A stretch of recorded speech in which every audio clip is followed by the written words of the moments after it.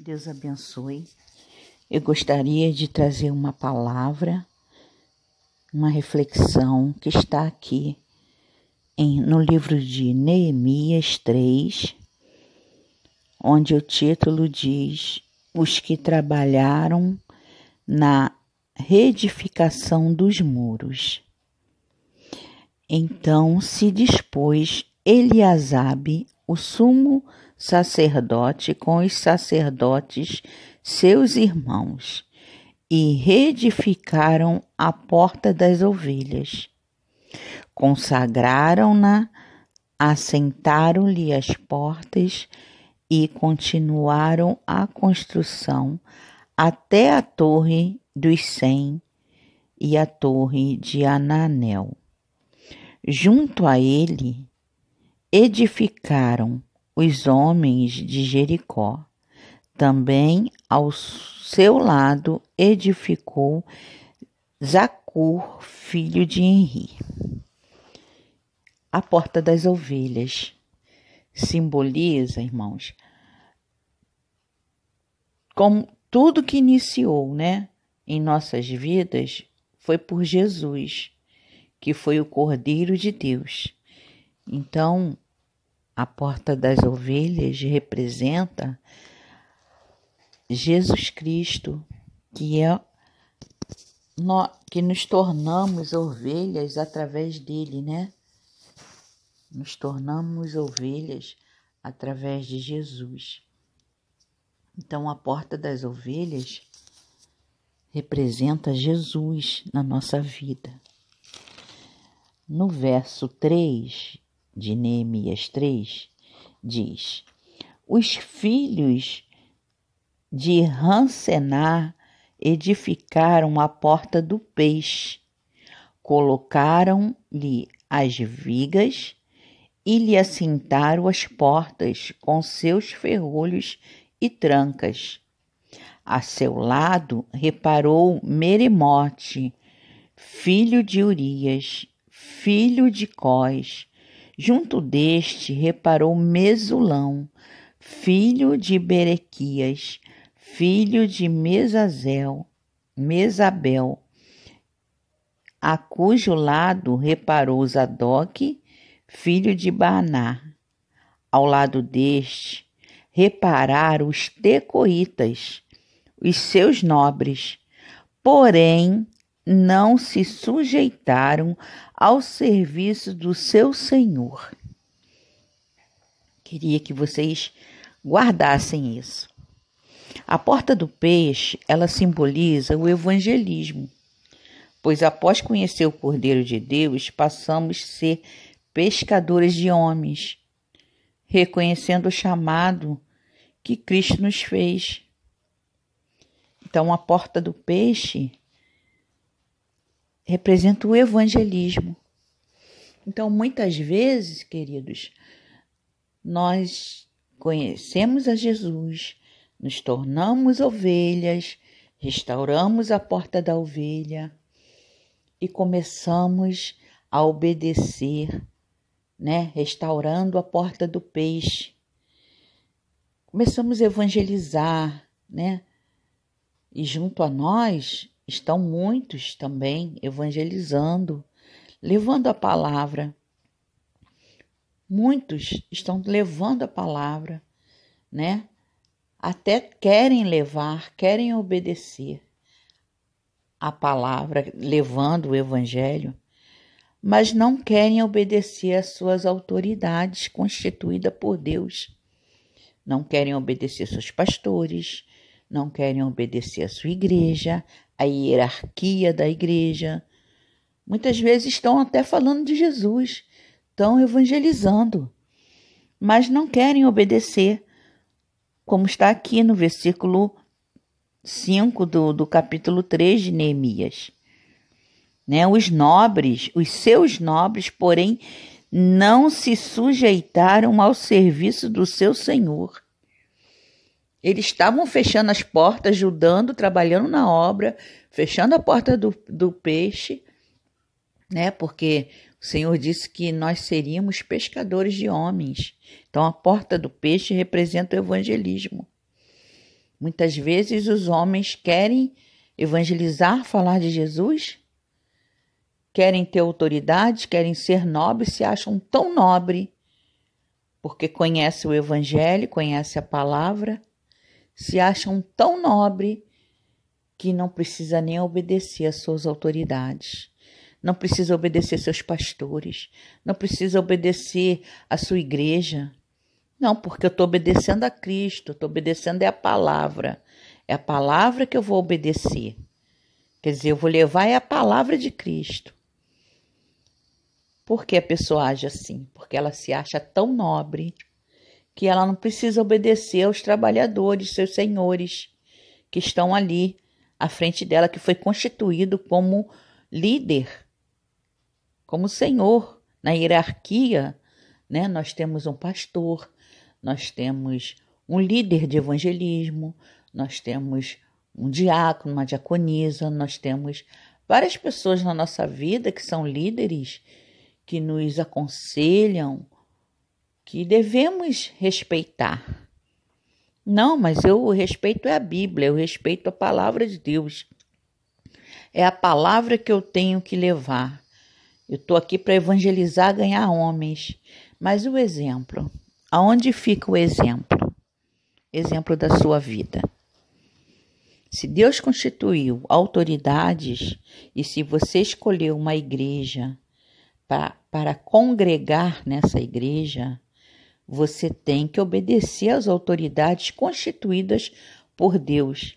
Se você acha que aquela pessoa que está ali como líder não foi constituída por Deus, o que você está fazendo naquele lugar? Como que você está ajudando a fechar a porta do peixe? Como esses homens estavam lá trabalhando junto, né? Como fala no verso 5 de Neemias 3. Os seus nobres, porém, não se sujeitaram ao serviço do seu senhor. Eles estavam lá do seu lado, trabalhando, mas não se sujeitavam à sua liderança. Então, continuando aqui, no verso 6 de Neemias 3, diz assim: Joiada, filho de Passeia, e Mesulão, filho de Besodias, repararam uma porta velha. Colocaram-lhe as vigas e lhe assentaram as portas, com seus ferrolhos e trancas. Junto deles trabalharam Melatias, Gebionita e Jadom, Meronotita, homens de Gibeão e de Mispa, que pertencia ao domínio do governador de além do Eufrates. Então, e ao seu lado reparou Uziel, filho de Ararias, um dos ourives, junto dele, Ananias, um dos perfumistas, e restauraram Jerusalém até o Muro Largo. Então, queridos, aqui na Porta Velha, a Porta Velha, ela representa os caminhos antigos, as veredas antigas, os caminhos que as ovelhas faziam com seus pastores. As ovelhas, elas seguiam a um pastor, né? E nesse caminho, a Porta Velha representa os caminhos antigos, né? Os caminhos, os valores antigos, o caminho da palavra de Deus. E o pastor leva a sua ovelha por esse caminho. De um lado e do outro há plantações, mas existe um caminho no meio que vai levar a pastos verdejantes, que é a palavra de Deus. Então o Senhor nos colocou em nossa liderança pastores para nos levar até os pastos verdejantes, até a palavra de Deus. Estes pastores foram designados por Deus para nos trazer pastos verdejantes. E esses pastos é a palavra de Deus, é o próprio Senhor Jesus. Então, não temos que olhar nem para a direita nem para a esquerda.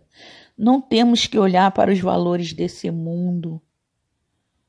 Existe várias no caminho, na vereda, é um caminho no meio que de um lado há plantações e do outro também. Mas o pastor passa no meio daquelas plantações e leva as ovelhas lá para o pasto verdinho. Aquele pasto que é para elas se alimentarem, aonde elas têm que comer. Não é na plantação da direita nem da esquerda. Então, cada um de nós temos um líder, que é o Senhor Jesus, que colocou outros líderes para nos pastorear e nos levar até esse caminho de pasto verdejante da palavra de Deus, que é o próprio Senhor Jesus, que é a sua palavra. Então, não saia desse caminho, meus queridos. Não olha para a direita nem para a esquerda. Obedeça seu pastor. Olhe para a sua igreja. Você escolheu aquela igreja para congregar? Olhe para a sua liderança. Veja se ali naquele local está sendo pregado verdadeiramente a palavra de Deus. Examine as escrituras. Veja se você está em pasto verdejante, se esse pastor está te levando a verdadeiro pasto, ao pasto verde. Você é responsável pela sua salvação, por continuar no caminho. Você é responsável. Então o Senhor já te chamou para o caminho, o Senhor já te deu a salvação, já te colocou na porta das ovelhas, já se fez ovelha, foi imolado, foi o Cordeiro de Deus que morreu por você. Já falou para você cumprir o ide pregar esse evangelho, seja pescadores de homens, né?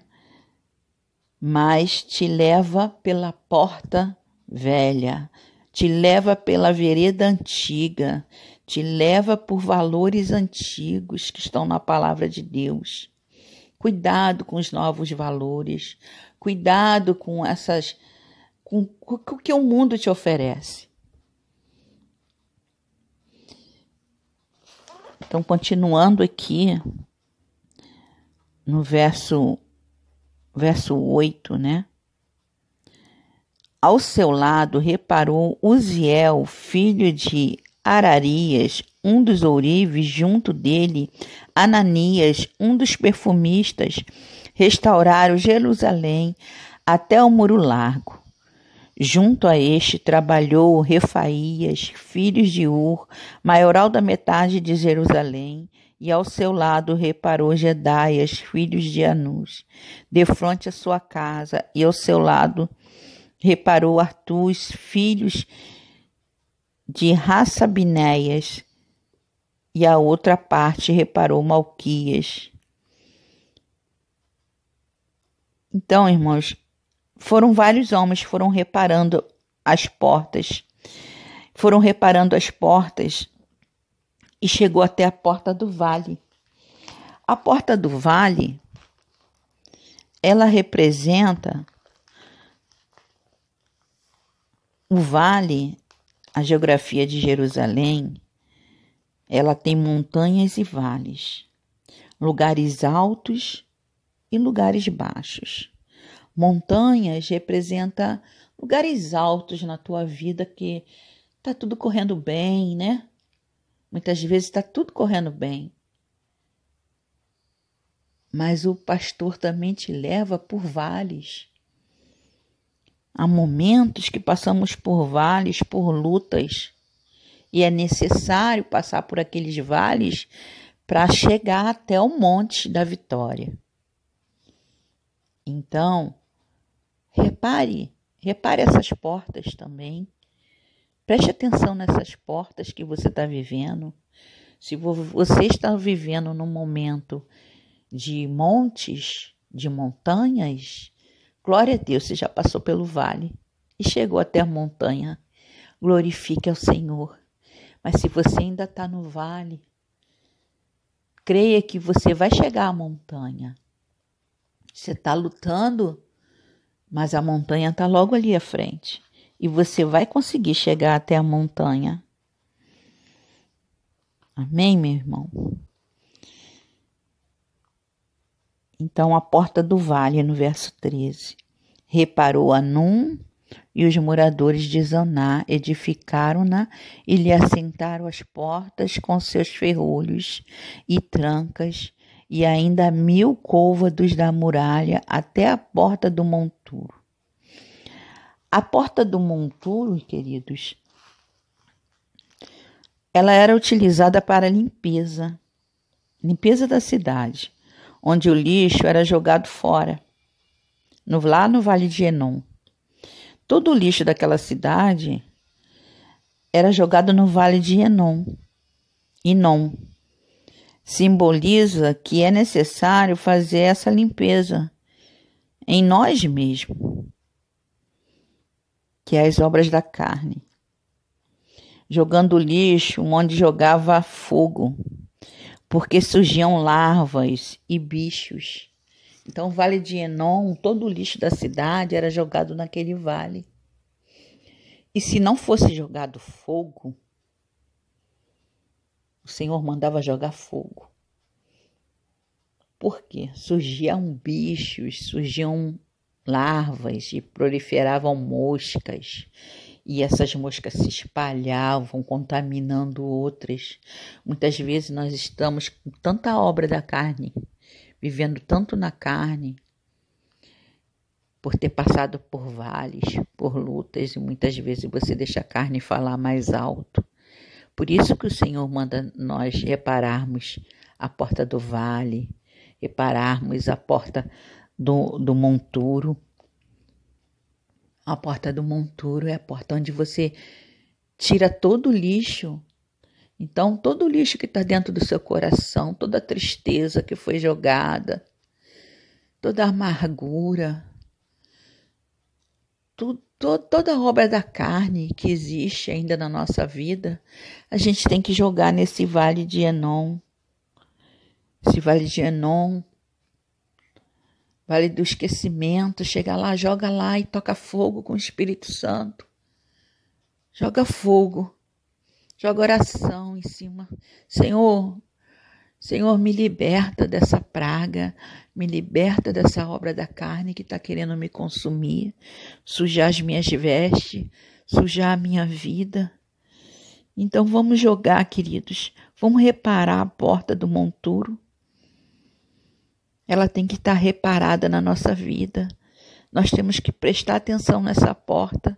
Ela tem que existir, a porta do monturo, para você passar por ela e jogar tudo que é lixo fora.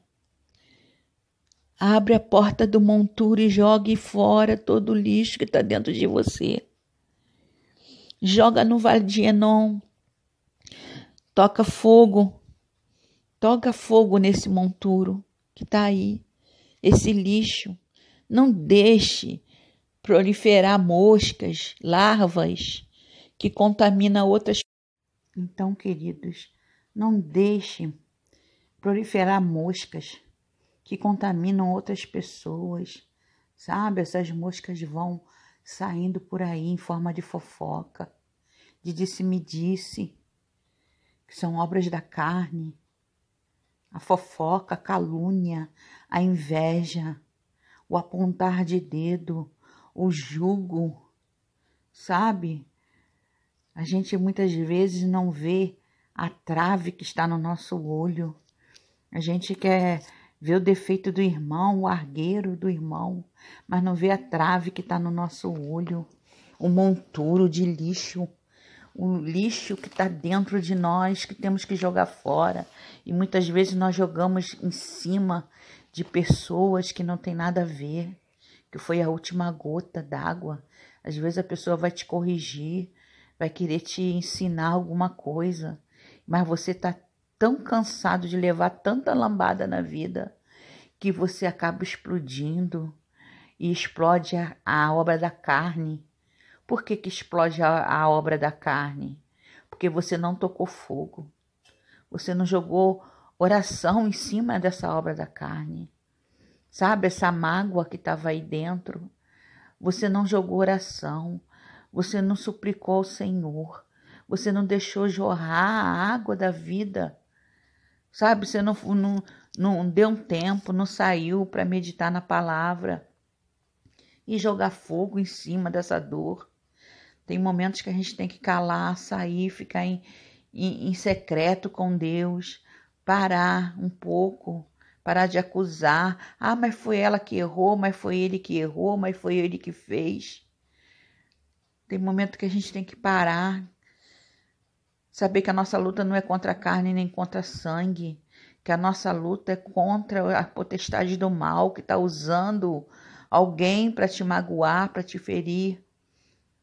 Lembra que essa pessoa é tão falha quanto você, que você também erra, sabe? Então vamos jogar fogo em cima disso, dessa mágoa. Vamos jogar no Vale de Inom, tá bom, queridos? Para a gente chegar até a porta da fonte. Eles repararam a porta da fonte também. E a porta da fonte, que está aqui no versículo 15, eles repararam a porta da fonte. E a porta da fonte representa Jesus. Jesus é a fonte da vida. Ela é a que está em Cristo Jesus. A fonte da vida que está em Cristo Jesus nos torna fontes que jorra água, que leva vida eterna, como a samaritana. Ela bebeu dessa água, ela ouviu o Senhor Jesus e bebeu dessa fonte.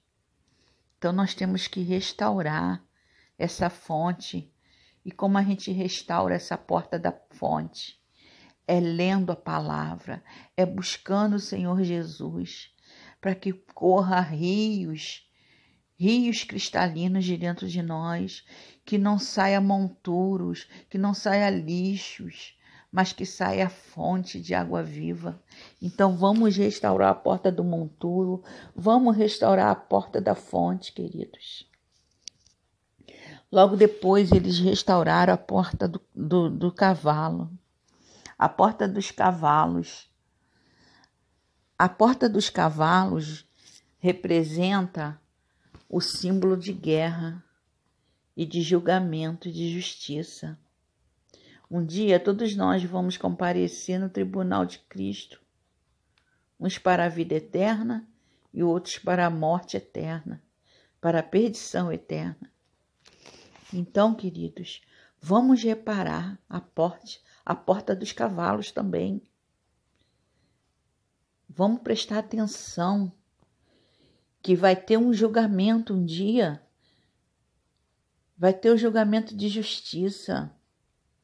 E nós vamos comparecer, cada um de nós vamos comparecer ao tribunal de Cristo. Então Deus deixou a porta dos cavalos para nós sempre lembrarmos que terá julgamento.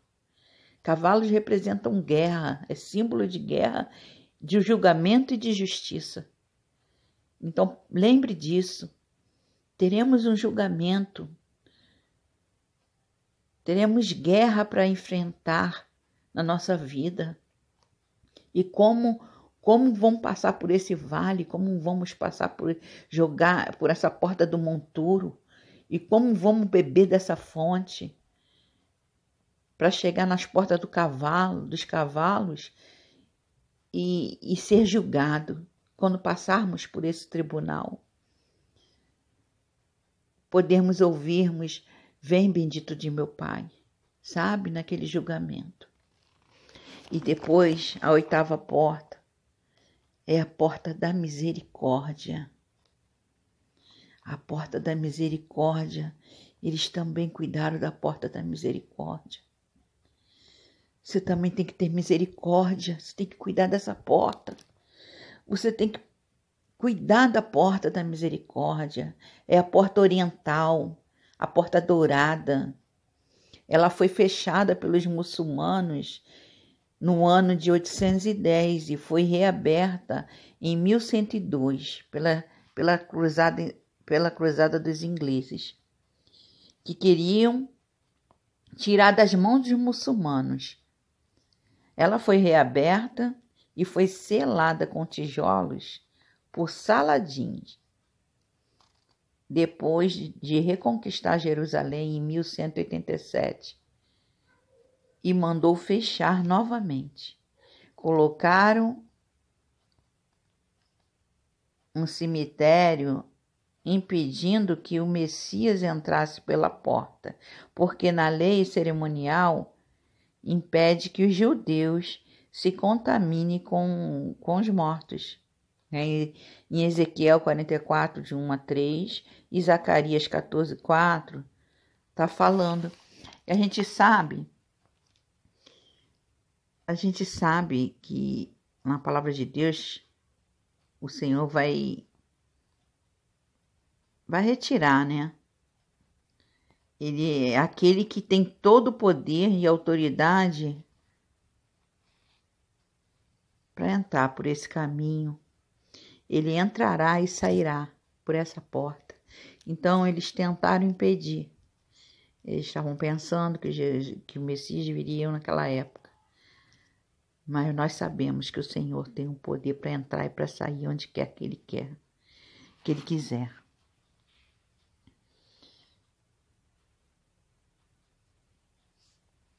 Então, queridos, a nona porta que eles fecharam também foi a porta da inspeção. Ela fala sobre examinarmos. Examine-se o homem a si mesmo. É necessário reconhecer nossos erros e se humilhar e aplicar esse autoexame. A porta da inspeção era onde Davi, o rei Davi, se encontrava com sua tropa e examinava a tropa. É necessário uma reflexão. Muitas vezes empurramos com a barriga. Muitas vezes temos que nos humilhar para que sejamos exaltados pelo Senhor. Muitas vezes temos que nos humilhar na presença do Senhor, porque Ele vai passar a tropa por inspeção, irmãos.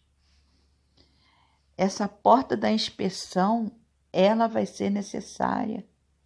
E no julgamento nós passaremos por essa porta. Cristo está nos inspecionando o tempo todo, Ele está olhando. E você está se inspecionando? Você está passando pela porta da inspeção? Você está se examinando? Vamos nos examinar, sim, irmãos. Vamos deixar a palavra de Deus ser um espelho para nós. Vamos olhar dentro dessa palavra, vamos examinar as Escrituras. Vamos nos olhar nesse espelho que é a palavra de Deus. Eu estou falando isso para vocês porque Deus falou comigo primeiro. Sabe, eu preciso me examinar. Eu preciso me inspecionar, olhar a palavra de Deus, ler a palavra de Deus, comer a palavra de Deus, viver a palavra de Deus. Está sempre me inspecionando, sempre passando por essa porta da inspeção. Nós temos que estar sempre passando pela porta da inspeção, fazendo um autoexame, olhando como é que está a nossa vida. Tá bom, queridos? Essa é a palavra que o Senhor colocou no meu coração e eu queria dividir com vocês. Vamos entrar pelas portas, vamos cuidar dessas portas, como Neemias fez, sabe? Depois eles edificaram aquela porta. Aí no capítulo 4, no verso 6, ele diz assim: assim que edificamos um muro, e todo o muro se fechou até a metade de sua altura, porque o povo tinha ânimo para trabalhar. Mas ouvindo Sambalate e Tobias, os árabes, os amonitas e os adoditas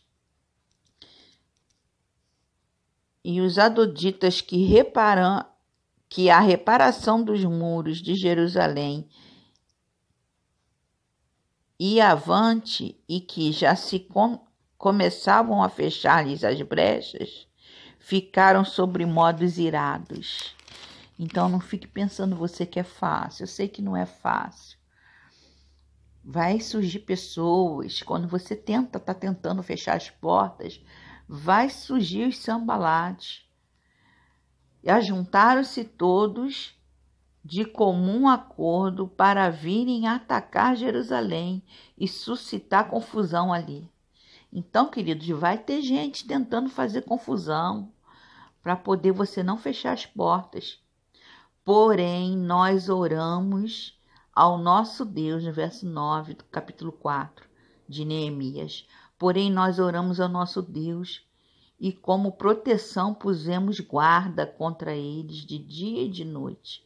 Então disse Judá: já desfaleceram as forças dos carregadores e os escombros são muitos, de maneira que não podemos edificar o muro.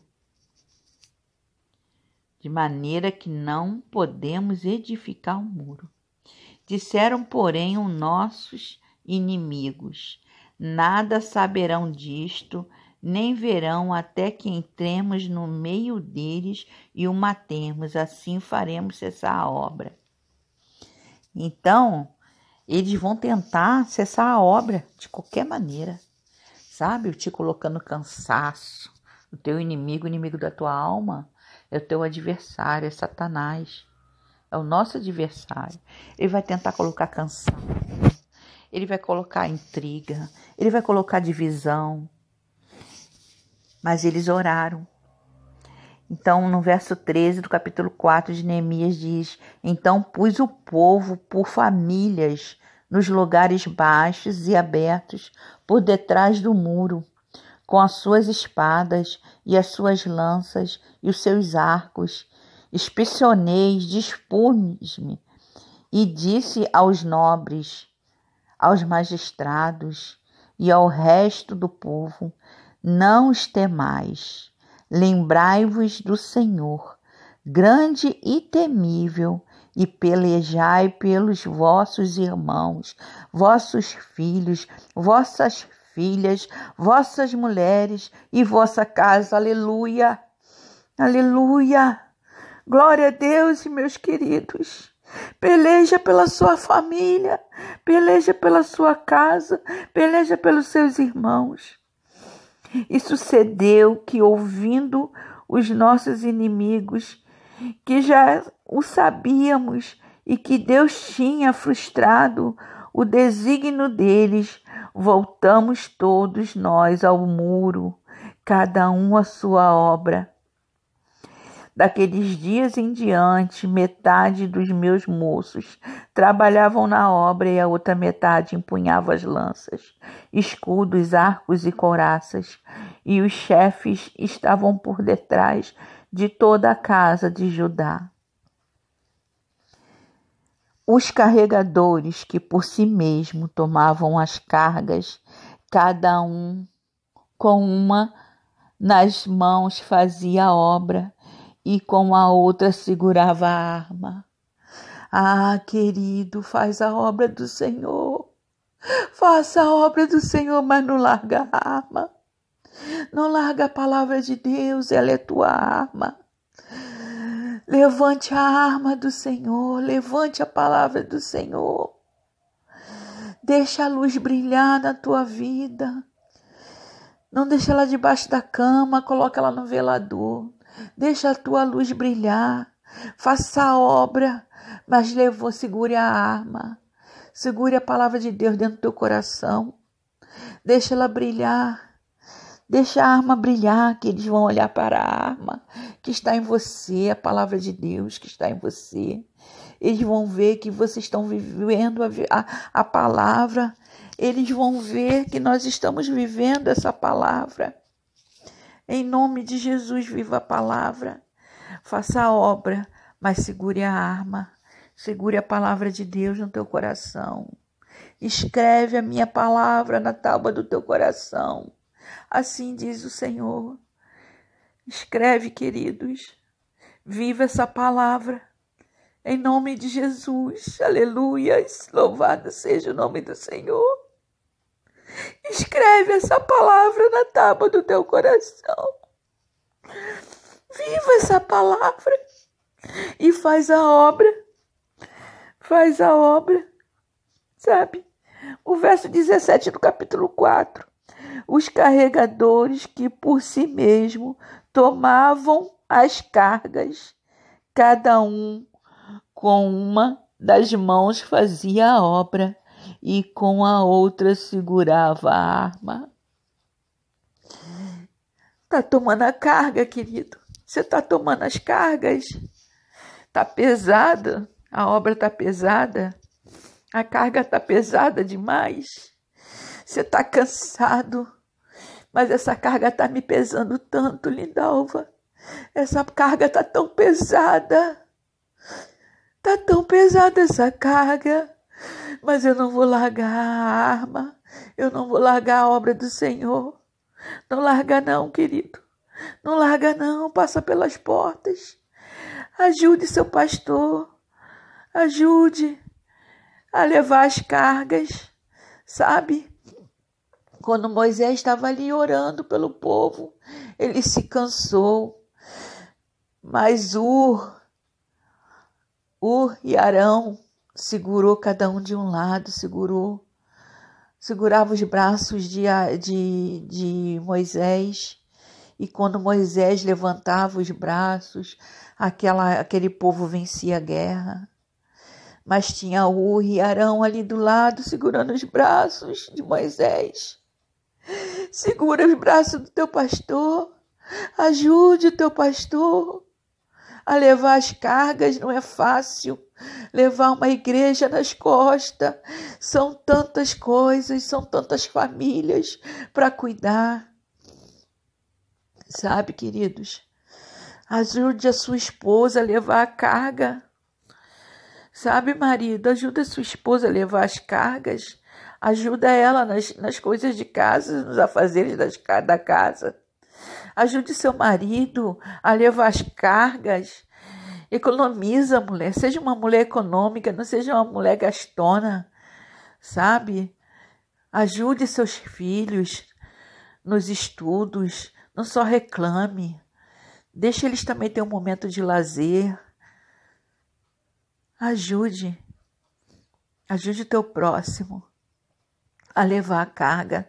Não só acuse, não só aponte. Não veja só o erro do teu irmão, mas é que aquele irmão está fazendo isso, está fazendo aquilo. Ah, mas ele não está sabendo lidar, ele não é um bom líder. Vai lá, ajuda ele, aconselha ele. Ora por ele. Dá uma palavra amiga. Ajude a ele, fala que ele pode melhorar. Dá uma opção para ele. Se ele não quiser ouvir, você ora somente. Se você acha que ele não vai te ouvir, você ora. Senhor, ajuda meu irmão, a minha irmã a ser um bom líder. Ajude ele, dê sabedoria, dê instrução. Ore pelo seu irmão, mas não acuse. Não levante o dedo. Não levante o apontar de dedo, o julgamento. Tá bom, querido? Vamos fechar as portas. Vamos fechar as portas. Em nome de Jesus, me ajude a fechar as portas. Se você vê uma porta que não está bem fechada, me ajude. Faça igual esses irmãos. Um ao outro ajudou.